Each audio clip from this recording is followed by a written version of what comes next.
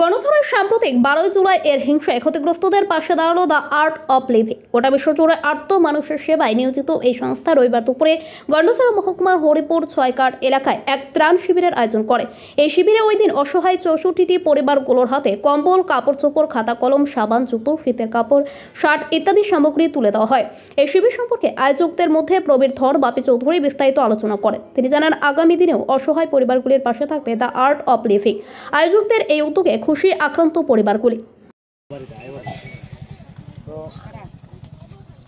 আপনারা যারা যারা আছেন সবাইকে আমাদের আর্ট অফ লিভিং এর পক্ষ থেকে সবাইকে অনেক অনেক নমস্কার, অনেক অনেক ধন্যবাদ এই কারণে আপনারা আজকে এখানে জড়ো হয়েছেন আমাদের ডাকে।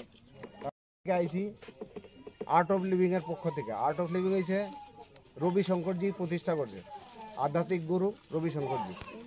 ওনার ওই যে ফটো, ওনারে হয়তো আপনারা অনেকে চেনেন।